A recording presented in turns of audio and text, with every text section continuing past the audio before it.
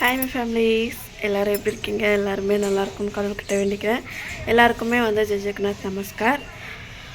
தொடர்ந்து ஒரு வாரமாக ஒரு 8 நாளாகவே மைண்ட் சரியில்லாமல் ரொம்ப டிஸ்டர்ப் ஆகி இப்போது ஓரளவுக்கு நார்மல் ஆகிட்டேன். நிறைய பேர் கமெண்ட்லேயே உங்களுக்கு தெரியாததெல்லாம் நீங்கள் ஏன் அதை யூஸ் பண்ணுறீங்க அப்படின்றத மாதிரி சொல்லியிருந்தீங்க. ஒரு தப்பு நடந்துச்சு அப்படின்னா அதை இதுக்கு மேலே கேர்ஃபுல்லாக இருங்க அந்த மாதிரி கமெண்ட் பண்ணுறது வேறு. இது எப்படின்னா, நீ மட்டும்தான் படிக்காத முட்டாள், உனக்கு எதுவுமே தெரியாது, அந்த அளவுக்கு முட்டாளாக அடிமட்டமாக இருக்க அப்படின்ற அளவுக்கு கமெண்ட்ஸ் எல்லாமே வந்துச்சு. பார்க்கும்போதே எனக்கு என்ன சொல்கிறதுன்னு எனக்கு தெரியல. எனக்கு நிஜமாகவே சிரிப்பு தான் வந்துச்சு. ஏன்னா ஒருத்தவங்க கஷ்டத்தில் இருந்தால் அந்த வீடியோ போடுறாங்க அப்படின்னும் போது அதை உங்களால் அதை ஆறுதல் படுத்தலைனாலும் பரவாயில்ல, மனசு கஷ்டமாக இருக்குது அந்த மாதிரி கமெண்ட்ஸ் எல்லாமே பார்க்கும்போது. அதுலேயுமே அதிகமாக சரண்யாக்காவை ரொம்ப தப்பாக பேசியிருந்தாங்க. அவங்க கூட இருக்கிறதுனால தான் நீ இதுவாக இருக்க அப்படின்றதெல்லாமே. ஒரே ஒரு விஷயத்த நான் அவங்கக்கிட்ட சொல்லிக்க விரும்புகிறேன்.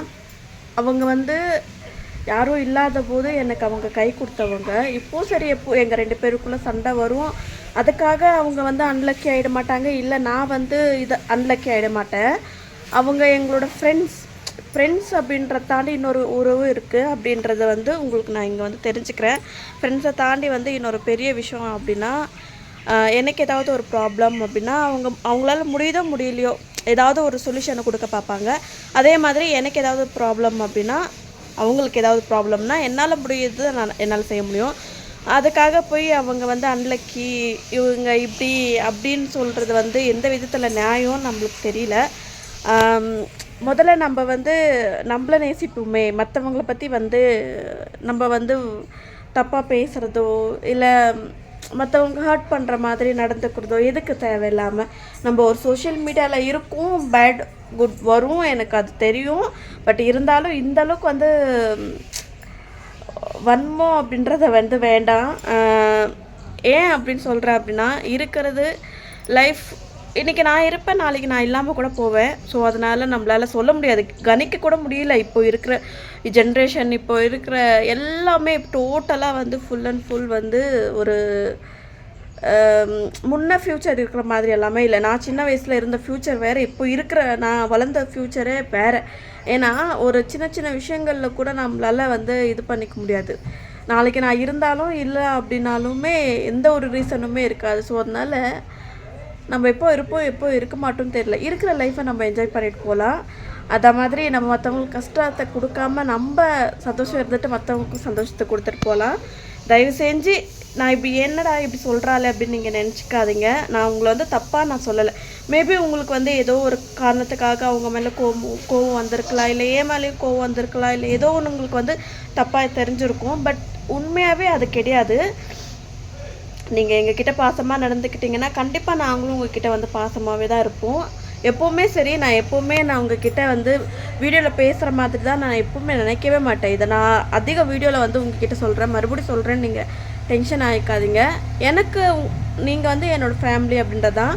இன்னொரு விஷயம், இது எனக்கு நடந்த விஷயம் இன்னொரு யாருக்கும் நடக்கக்கூடாதுன்றதுக்காக தான் நான் அந்த வீடியோவே போட்டேன். ஏன்னா அதை ஆன் ஆகும்போது வியூஸ்க்காக அப்படின்னு நினச்சிருந்தேன் அப்படின்னா, நான் ஆயிருக்கும் போதே நான் அவ்வளோ டிப்ரெஷனில் இருக்கும்போது நான் அழுதுட்டு கூட வீடியோ போட்டிருக்கலாம். ஓகேங்களா? என்னால் அதை போட முடியல. எனக்கு நடந்த விஷயம் உங்களுக்கு நடக்கக்கூடாது அப்படின்றதுக்காக தான் நான் உங்ககிட்ட ஷேர் பண்ணேன். அதுக்கப்புறம் உங்களுக்கு கிரெடிட் கார்டு யூஸ் பண்ணல அப்படின்னா நீ எதுக்கு இந்த கார்டு வாங்கினேன் எனக்கு தெரியாது. அந்த கார்டு வந்ததும் எனக்கு தெரியாது. அதே மாதிரி நிறைய இன்னொரு கார்டும் வந்திருக்கு, 2 கார்டு மொத்தமாக வந்திருக்கு கிரெடிட் கார்டு. அதை பற்றி எனக்கு தெரியவே தெரியாது. எங்கள் மாமியார் தான் எங்கள்கிட்ட இது பண்ணியிருந்தாங்க. என்னென்னா இந்த மாதிரி கார்டு வந்திருக்கு அப்படின்னு சொல்லிட்டு அதை அவங்க ஓப்பன் கூட பண்ணல. கார்டு வந்திருக்குன்னு தெரிஞ்சதுக்கப்புறம் தான் இந்த மாதிரி எனக்கு நடந்த விஷயங்கள் கொஞ்சம் தெரிஞ்சதுக்கப்புறம் அதை ஃபோட்டோ எடுத்து அதை நான் நேற்று எல்லா வேலையும் நான் முடிச்சிட்டேன். நேற்று ஆஃப் டே லீவ் போட்டுட்டு நேற்று பாதி வேலை முக்கால்வாசி வேலை முடிச்சிட்டேன். கார்டை ரெண்டுமே வேண்டாம், இனிமேல் நானாக நினச்சா கூட கிரெடிட் கார்டு வந்து வேண்டாம் அப்படின்ற மாதிரி. ஏன்னா அது கடன் ஆகிற மாதிரி தான் எனக்கு தெரிஞ்சு. மற்றவங்களுக்கு யூஸ்ஃபுல்லாக இருக்கும், எனக்கு அது பெருசாக யூஸ்ஃபுல்லாக இருக்கிற மாதிரி எனக்கு தோணல. ஏன்னா கிட்டத்தட்ட பேங்க் ஓப்பன் பண்ணி 3 வருஷம் ஆக போகுது. இது வரைக்குமே எனக்கு அதுலேருந்து எதுவும் பெருசாக எனக்கு யூஸ் இல்லை. நார்மலாக நம்ம சம்பாதிக்கிறோமா நம்மளுக்கு இருக்கா அதுவே போதும். ஸோ அதனால் தயவு செஞ்சு மற்றவங்கள வந்து குறைச்சி எடை விட வேண்டான்னு தான் நான் சொல்கிறேன். ஒரு தப்பு நடந்துடுச்சு, அந்த சொல்யூஷனாக உங்களால் முடிஞ்சிச்சு அப்படின்னா ஷேர் பண்ணுங்கள். அப்படி இல்லைன்னா ஒரு வேளை வீடியோ பார்க்க பிடிக்கல அப்படின்னா ஸ்கிப் பண்ணிவிடுங்க. நான் இதை உங்களை ஹர்ட் பண்ணுறதுக்காகவோ இல்லை வந்து உங்களை குறை சொல்கிறதுக்காகவோ நான் சொல்லலை. அந்த கமெண்ட்ஸ் எல்லாம் பார்க்கும்போது உண்மையாகவே ரொம்ப கஷ்டமாக இருக்குது. ஸோ அதனால தான் உங்ககிட்ட பொறுமையாக எடுத்து சொல்கிறேன். எனக்கு என்ன ப்ராப்ளம் ஆகுதோ என்ன நடந்துச்சோ அது எனக்கு மட்டும்தான் தெரியும், மற்றவங்களுக்கு அது வந்து தெரியாது. அந்த கஷ்டத்தில் இருக்கிறவங்களுக்கு மட்டும்தான் அந்த ஒரு ஃபீலிங்ஸ், அந்த ஒரு கஷ்டம் இருக்கும். ஸோ அதனால் நீங்கள் கமெண்ட் பண்ணது வந்து தப்புன்னு சொல்லலை, பட் என்னோடய நிலைமையிலேருந்து யோசித்து பார்த்து நீங்கள் வந்து கமெண்ட் பண்ணுறது ரொம்ப நல்லதுன்னு நினைக்கிறேன். ஓகே, வாங்க வீட்டுக்குள்ளே போகலாம். இன்றைக்கி வந்து செவ்வாய்க்கிழமை பூஜை எல்லாமே பண்ணிவிட்டு கொஞ்சம் ரிலாக்ஸ் ஆனேன். இன்றைக்கி தான் கொஞ்சம் நார்மல் மூடுக்கே வந்திருக்கேன். சரி வாங்க பார்க்கலாம். எல்லாருக்கும் குட் மார்னிங். காலையிலே எழுந்திரிச்சு சாமி வந்து கும்பிட்டு முடிச்சாச்சு. எவ்வளோ அழகாக இருக்குது பாருங்கள்.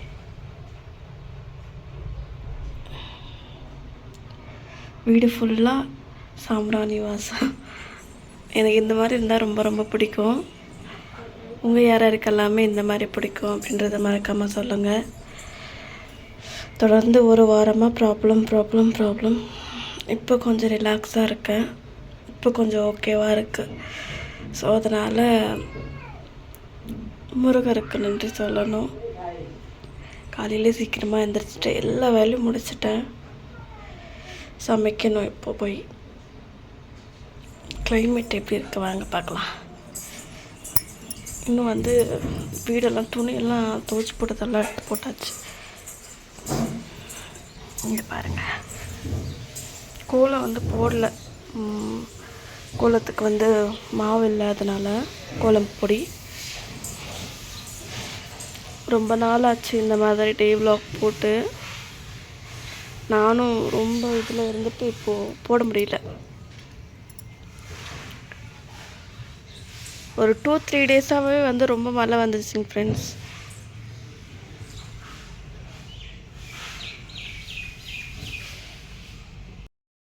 காலையிலே குளிச்சுட்டு சாமி கும்பிட்டுட்டு இப்போ வந்து சமைக்கணும். ஓகே, சமைச்சு முடிச்சுட்டு என்ன செய்கிறேன்னு பார்க்கலாம் வாங்க. என் வீட்டுக்கு வர்றாரு, எந்திரிச்சிட்டு இருக்காரு. எனக்கு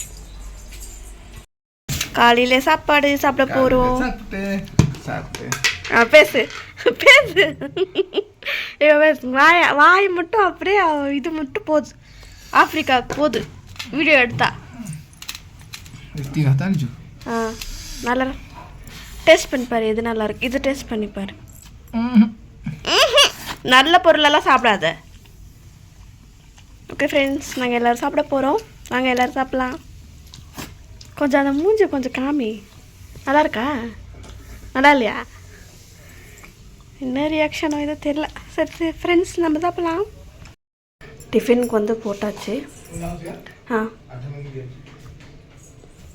சாப்பாடும் போட்டாச்சு. இப்போ வந்து எடுத்துக்கிட்டு வேலைக்கு கிளம்பலாம். வேலை விட்டு இப்போ தான் வந்தேன். சரி, கொஞ்சம் ரொம்ப டயர்டாக இருந்துச்சு இன்றைக்கி. கரண்ட் வேறு இல்லாமல் இருந்ததுக்கு ரொம்பவே செம்ம டயர்டாகிடுச்சு. நேற்று வேறு வண்டியில் வந்து போனதுக்கு ரொம்ப பேக் பெயினாக இருக்குது, அதெல்லாம் தெரில, ஸ்டொமக் பெயினாக இருக்குது. இப்போ பாருங்கள், மழை தூரிக்கிட்டு இருக்கு. இங்கே மழை ஈவினிங் ஆனாவே எங்கேருந்து அந்த மழை வருதுன்னே தெரியலைங்க. ஆகுனா மழை வந்தது என்ன பண்ணுறதுன்னு தெரில. உங்களுக்கு நான் வந்து முருங்கைக்காய் காட்டணும் அப்படின்னு தான் நான் வந்து வீடியோவே எடுக்க ஆரம்பித்தேன். காலையில் எடுத்த வீடியோ அதுக்கப்புறம் வந்து என்னால் எடுக்க முடியல. செம்ம அப்படின்னா டயர்ட் ஆகிடுச்சு. முருங்கைக்காய் பார்க்கலாமா எப்படி இருக்குன்னு பாருங்கள். இப்போ தான் ரீசெண்டாக விட்டு கம்மியாச்சு, திருப்பி பூ பூத்து முருங்கைக்காய் வந்து பூத்துருக்கு. வான்மதிக்காய் செடியில் தான் பார்க்கலாம் இருங்க. அது விதெல்லாம் எடுத்து வச்சுருக்கேன், ஒடிசா போகும்போது அதை எடுத்துகிட்டு போகணும் அப்படின்னு சொல்லிட்டு இப்போதைக்கு போகல. பட் யாராவது போனாங்க அப்படின்னா அவங்கக்கிட்ட கொடுத்து அனுப்பலாம் அப்படின்னு சொல்லிட்டு இருக்கேன். பாருங்கள் எப்படி இருக்குன்ட்டு. இங்கே பார்த்தீங்களா, கீழெல்லாம் தொங்குது, மொத்தமாக தொங்குது பார்த்தீங்களா. இங்கே பாருங்கள், இது எல்லாமே தொங்குது பார்த்தீங்களா? இது ஃபுல்லாகவே வந்து முருங்கை காய் தான். கீழே கூட ஒன்று தொங்கிருக்கு பாருங்கள் அந்த இடத்துல. எவ்வளோ பெருசாக இருக்குது பார்த்தீங்களா? அழகாக இருக்குல்ல? இந்த பூச்செடி முல்லைப்பூச்செடி வந்து அக்கா வந்து வச்சுருக்காங்க. அழகாக இருக்குது, நல்லா கொடி போயிட்டுருக்கு பாருங்கள். எவ்வளோ ஹைட்டுக்கு போயிடுச்சுன்னு பார்த்தீங்களா? நல்லா துருவிட்டு இருக்கு மழை. ஜோராக மழை அடிச்சிச்சு அப்படின்னா செம்ம குளிர் அடிக்கும். ஷபா, இதுக்கப்புறம் தான் நான் வீடியோ எடிட் பண்ணி அப்லோட் பண்ணணும். ஓகே, எப்படி இருக்குது ஈவினிங் வியூ அப்படின்றத வந்து மறக்காமல் வந்து சொல்லுங்கள். என் வீட்டுக்கார் வந்து எனக்கு தெரிஞ்சவங்க வந்து எனக்கு இது தோசை மாவு கொடுத்துருந்தாங்க. ஓகேங்களா? அதில் வந்து ஃபுல்லாகவே தோசை மாவு ஆகிட்டுருக்குன்ட்டு அவர் துவைச்சி வேறு போட்டிருக்காரு. எனக்கு இதில் தேயிலை பார்க்கும்போது தான் தெரியுதுங்க பாருங்கள். இது வந்து பாட்டி வீடு.